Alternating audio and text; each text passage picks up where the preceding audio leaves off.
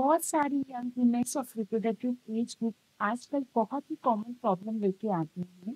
जब उनकी menses irregular होती है और उनका अल्ट्रासाउंड कराया जाता है तो उसमें बहुत ही कॉमन टर्म सामने आती है। वो है पीसीओएस या पीसीओडी। नमस्कार, मैं हूं doctor Ankita Mahajan Yadav, consultant obstetric and gynaecologist practising in Indore. आज हम बात करने वाले हैं बहुत ही कॉमन प्रॉब्लम के बारे में, पीसीओडी या पीसीओएस के बारे में। इसके बारे में हम बात करेंगे कि ये क्यों होता है, ये क्या होता है, ये किन कारणों से होता है, इसके लक्षण क्या है और इसके कारण लॉन्ग टर्म बॉडी में सिक्वेल क्या आते हैं और इसका ट्रीटमेंट कैसे किया जाता है। जनरली पीसीओएस और पीसीओडी एक ही डिसीज को परिभाषित करता है। दोनों के नाम अलग अलग इसलिए हैं क्योंकि इनकी कॉमन टर्मिनोलॉजी में कुछ चेंजेस हैं। पीसीओडी मतलब polycystic ovarian disease and PCOS मतलब पॉलीसिस्टिक ओवेरियन सिंड्रोम। ये एक हार्मोनल इम्बैलेंस के कारण है जो कि बॉडी में फैट का मेटाबॉलिज्म ढंग से ना होने के कारण हार्मोन को प्रभावित करती है, इसलिए इसे पीसीओएस कहा जाता है। नॉर्मली हमारी बॉडी में एचपीओ एक्सिस काम करता है, hypothalamic pituitary ovarian axis. Hypothalamus के हार्मोन पिट्यूटरी को कंट्रोल करते हैं और पिट्यूटरी के हार्मोन ओवरी से निकलने वाले हार्मोन को कंट्रोल करते हैं। पर पीसीओएस में जब ये पिट्यूटरी और ओवेरियन हार्मोन्स का जो फीडबैक मैकेनिज्म है, जब इसमें प्रॉब्लम आती है तो हमें पीसीओएस का सामना करना पड़ता है। पिट्यूटरी में एक हार्मोन होता है normally FSH hormone, follicle stimulating hormone. ये हमारी ओवरी में जाके ओवरी में फॉलिकल्स नॉर्मल एक मेच्योर फॉलिकल 18 से 22 mm का बनाता है और इस मेच्योर फॉलिकल होने के बाद ये रप्चर भी हो जाता है। तो ये एक हुई नॉर्मल की बात। पर पीसीओएस में इसी एफएसएच हार्मोन की कमी के कारण छोटे छोटे बहुत सारे इमेच्योर फॉलिकल बनने लगते हैं और नंबर में 15 से 20 हो सकते हैं। तो जब ये पीसीओ लाइक ओवरीज हमारी बॉडी में बनती है तो इस दिक्कत को बोला जाता है पीसीओएस। और इसके कारण बहुत सारे हार्मोनल की गड़बड़ी होती है, इतने सारे फॉलिकल्स बढ़ते हैं जिसके कारण एस्ट्रोजन हाई होता है, टेस्टोस्टेरोन हाई होता है, बॉडी में एफएसएच और एलएच हार्मोन का अनुपात गड़बड़ हो जाता है जिसके कारण फॉलिकल्स बनते भी हैं तो उनका ओव्यूलेशन नहीं हो पाता है, फॉलिकल एनोवुलेटरी हो जाते हैं। और इन्हीं इमेच्योर फॉलिकल को जब हम अल्ट्रासाउंड पे देखते हैं तो ये पीसीओ यानी कि पॉलीसिस्टिक ओवरी जैसे रिप्रेजेंट करते हैं। तो अब हम बात करेंगे कि पीसीओएस अगर किसी को है तो उसे कैसे डिफाइन करें। एक गाइडलाइन से दी गई है कि रोटेंडम जो क्राइटेरिया होता है उनके 3 लक्षणों में अगर आपके पास 2 लक्षण भी है तो आप पीसीओएस से ग्रसित है। पहला लक्षण है महामारी का अनियमित आना या इरेगुलर आना, रुक रुक के महावारी आना। दूसरा लक्षण है उसमें आपकी बॉडी में बायोकेमिकली एक हार्मोन होता है टेस्टोस्टेरोन जो कि मेल हार्मोन है, उसका हाई हो जाना। और उसके लक्षण बॉडी में ऐसे पता चलते हैं कि आपके चेहरे पे मुहासे आते हैं, अनचाहे बाल आते हैं, आपकी बॉडी एक हेयर लॉस कंडीशन भी फेस कर रही होती है। और तीसरा है कि जब हम पेल्विक अल्ट्रासाउंड किसी भी फीमेल में कराएं तो दोनों ओवरी में जब हम अल्ट्रासाउंड कराते हैं तो उसकी इमेजेस में दोनों ओवरी में पीसीओ यानी कि पॉलीसिस्टिक ओवरी दिखाई देना, 8 से 10 mm के फॉलिकल 15 से 20 नंबर में एक नेकलेस पैटर्न में हमको जमे हुए मिलते हैं, उन्हें पीसीओ ओवरीज कहा जाता है। तो इन 3 लक्षणों में से अगर 2 लक्षण भी होते हैं तो डॉक्टर हमें पीसीओएस बीमारी से ग्रसित मानते। अब हम देखेंगे कि इसमें सिम्टम्स क्या है। देखिए ये एक मेटाबॉलिक डिसऑर्डर है कि इसका सबसे पहला सिम्टम्स जो आपके सामने आता है वो है वेट गेन। और वेट गेन ऐसा सिम्टम्स है जो पीसीओएस कराता है और पीसीओएस होने के बाद वेट गेन और ज्यादा होता है। मतलब वेट गेन के कारण पीसीओएस होगा और पीसीओएस होगा तो आपका वेट गेन और तेजी से होगा। तो ये एक विशिष्ट साइकिल है।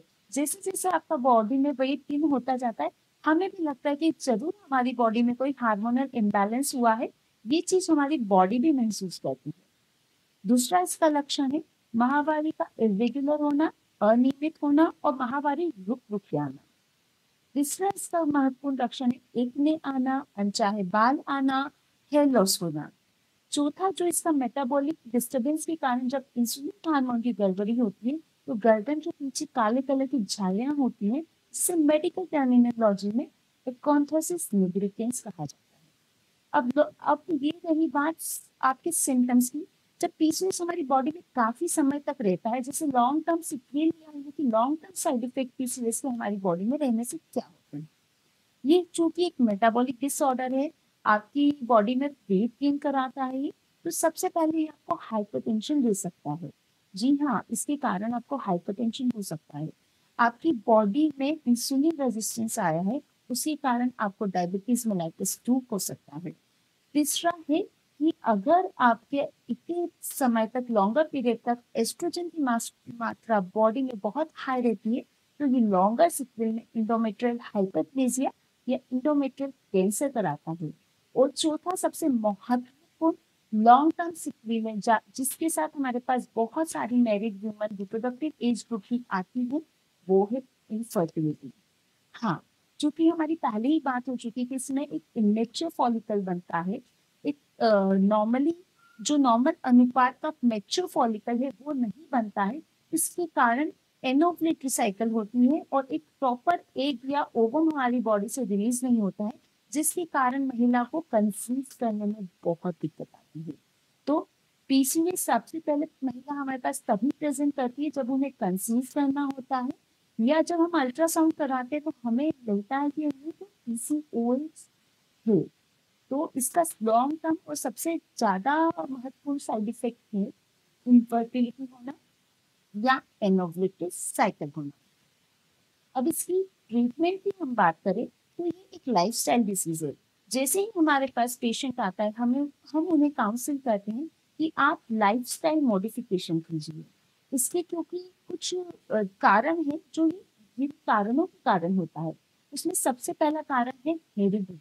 अगर आपकी माता को, बहन को, सिस्टर को अगर पीसीओएस है तो संभावना है कि आगे चल के ये आपको हो जाए या ये आपको दिखे। दूसरा है lake of exercise. Lake of exercise जैसे ही हमारी बॉडी एक स्टैटिक हाइट पे बढ़ती है उतना वेट भी बढ़ने लगता है, और उस वेट को अगर हम कम नहीं करते हैं तो वेट के कारण हमारे हार्मोनल इम्बैलेंस होते हैं। और तीसरा है कि वेट गेन होना।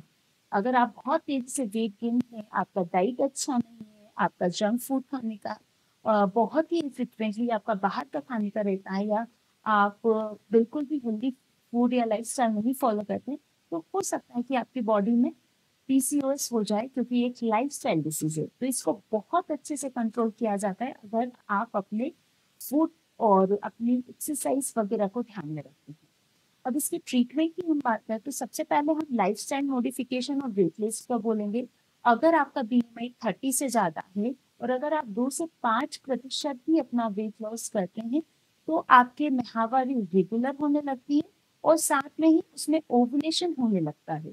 तो सबसे पहला इसका ट्रीटमेंट लाइन है lifestyle modification and weight loss, जिसके लिए हम पेशेंट्स को बहुत इंकरेज करते हैं। दूसरा है कि ये हम पेशेंट्स की अकॉर्डिंग देखते हैं। अगर पेशेंट मैरिड है, अनमैरिड है, पेशेंट सेक्सुअली एक्टिव है, पेशेंट इरेगुलर साइकिल है, पेशेंट हमारे पास किस कंप्लेन से आया है उसके अकॉर्डिंग हमें पेशेंट को ट्रीट करना होता है। अगर पेशेंट इरेगुलर साइकिल पे आया है तो हो सकता है पेशेंट को हार्मोनल पिल्स पे रखें एस्ट्रोजन प्रोजेस्टेरोन की। अगर पेशेंट हमारे पास मेटाबॉलिक सिंड्रोम के साथ आया है, पेशेंट का वेट बहुत ज्यादा है, ओबीस है, पेशेंट को इंसुलिन रेजिस्टेंस के सिम्टम दिख रहे हैं, पेशेंट में टेस्टोस्टेरोन हाई होने के साथ मोटापा, एक्ने, चेहरे पे अनचाहे बाल दिख रहे हैं, तो हम कई बार उन्हें मेटफॉर्मिन पे रखते हैं। और अगर पेशेंट कंसीव करना चाहता है, पेशेंट मैरिड है, रिप्रोडक्टिव एज ग्रुप में है, इरेगुलर साइकिल्स है और पेशेंट कंसीव नहीं कर पा रहा है, तो हम उनका ओवुलेशन ट्रैक करके उन्हें ओवुलेशन इंडक्शन की ड्रग पे रखते हैं। जब हम सारा मेडिकेशन प्लान कर लेते हैं और अगर इस मेडिकेशन से पेशेंट को बेनिफिट नहीं होता है तो हमारे पास एक लास्ट ऑप्शन बचता है, लेप्रोस्कोपिक ओवेरियन ड्रिल। जी हाँ, लेप्रोस्कोपिक ओवेरियन ड्रिलिंग यानी कि लेप्रोस्कोप द्वारा अपनी ओवरी में 4 छेद किए जाते हैं और ओवरी को नॉर्मलाइज करने की कोशिश किया जाता है और फिर आपको इंडक्शन पे रखा जाता है। तो ये रही बात पीसीओएस की। पीसीओएस एक लाइफस्टाइल डिसीज है, इसको बहुत इजीली प्रिवेंट और कंट्रोल किया जा सकता है। ये सब हमारे हाथ में।